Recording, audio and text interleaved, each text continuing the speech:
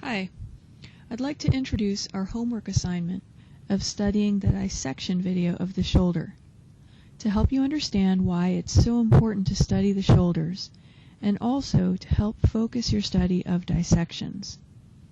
At first, the shoulders can seem really complicated, but they can be the cornerstone of an effective, successful massage practice.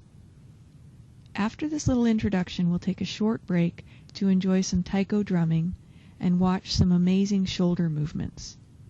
Speaking of amazing shoulder movements, dancers and gymnasts often have some of the strongest, most flexible and graceful shoulders. While I talk about the shoulders, you'll see some phenomenal strength with aerial artists lifting their entire body weight with their shoulders in the Circus Project's performance of the Project Hope. Right before the dissection video, I'll introduce the homework questions. You can find these on our website under the Kinesiology 1 class Shoulder Dissection Video Homework Questions. So you don't need to write them all out, but knowing the homework questions before watching the video can help focus your studies. Why is it so important to study and understand the shoulders? Almost all of your clients will need some focus on their shoulders. In fact, for a general massage practice, this is going to be a big focus with about 75% of your sessions. Obviously, everybody gets stressed. The first place most people notice their tension is their shoulders. So in a general massage practice, almost all of your clients are going to really appreciate a good shoulder massage. And that isn't just squeezing and squishing the muscles, but you can actually free up the shoulder for increased movement. You can also help the muscles feel nice and soft, helping your clients feel less tension and pain, and give them a break from carrying the weight of the world on their shoulders. I'll give you some perspective. In my 20 years of massage practice, I've only ever massaged 2 adults who weren't holding a lot of tightness or tension in their shoulders. Actually, it surprised me because both of these clients were men in their young 50s who worked at Microsoft.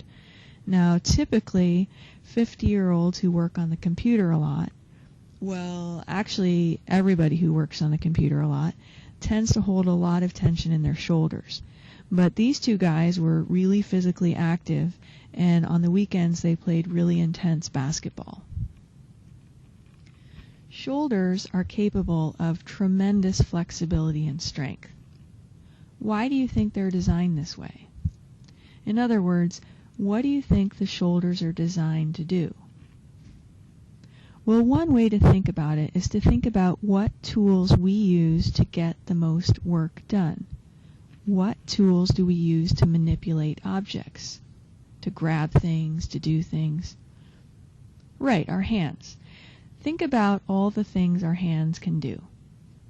We can manipulate objects like picking up contact lenses, little beads, or plant the smallest seeds like carrots and lettuce. We can make fine stitches and knit. We can pick up objects and move them around to cook, to play instruments, and to even support our entire body weight with powerful, strong movements like handstands and swinging from monkey bars. But to do any of these things with our hands, we need to get our hands in the right position.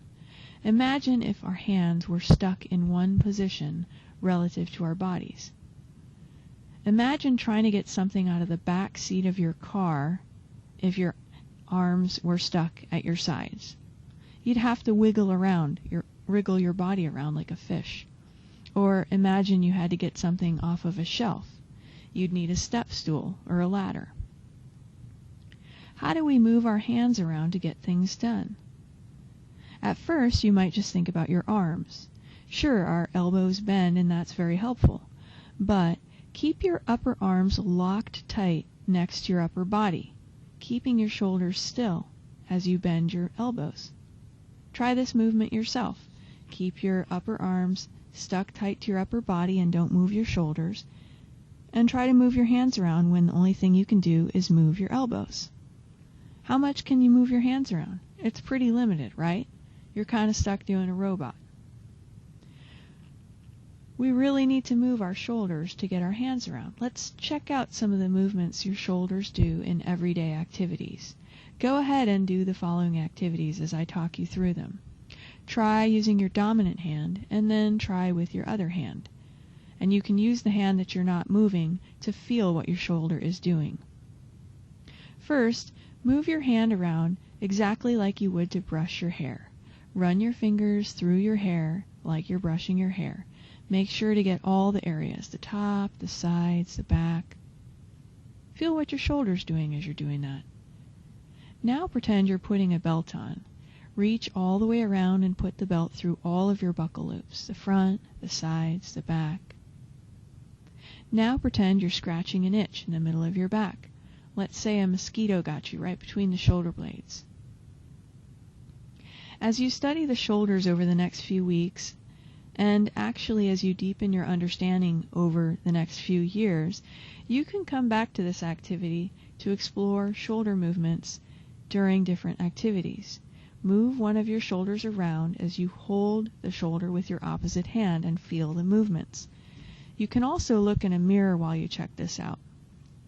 The movements may even surprise you.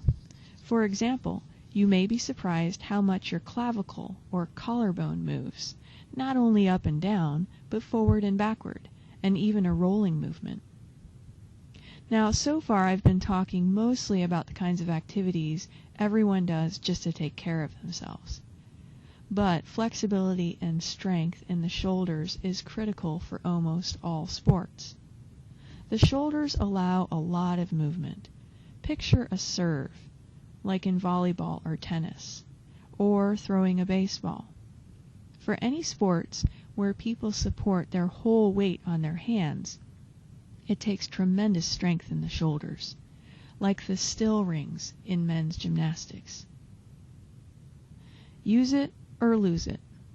This is true for many things, but for the shoulder, you can be as flexible and strong as a dancer or gymnast, or be so bound up or weak that you can't put a suitcase into overhead storage in an airplane.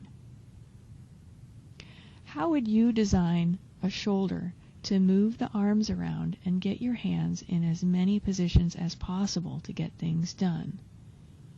What design would help it be flexible, strong, even graceful?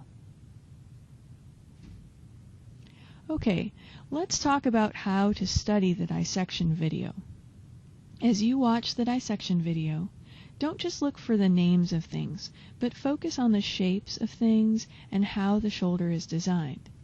As you look at the shapes and connections of structures, imagine what this design allows your shoulder to do.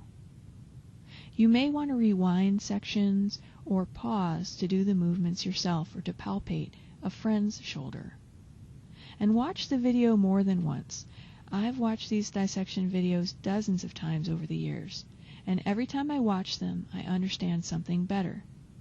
Not so much the names of structures, which hopefully you'll be able to memorize pretty quickly, but an appreciation of the beautiful design of the shoulder. For some people, it may be a little difficult or may seem gross at first to see human dissections. After you watch the videos a few times, it gets easier. There are things like the layering of tissues that you just can't get a good perspective on from diagrams in textbooks.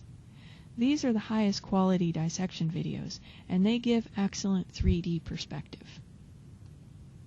Don't be surprised if the shoulder seems pretty complicated at first. It is, but if you really study and explore it, it has a fascinating and brilliant design that allows for elegant and strong movements. Learning how to massage the shoulder effectively is the cornerstone of a successful massage practice. Your clients will appreciate the results that you're able to help them achieve. Whether they're athletic, physical, or sedentary, the shoulder can be the key to so much greater happiness. Because so many people hold tension in their shoulders, and because movement in the shoulder is necessary for almost all of our activities, it's crucial that we understand the shoulder the bones, the joints, the ligaments, the muscles, how it works, and how it gets limited.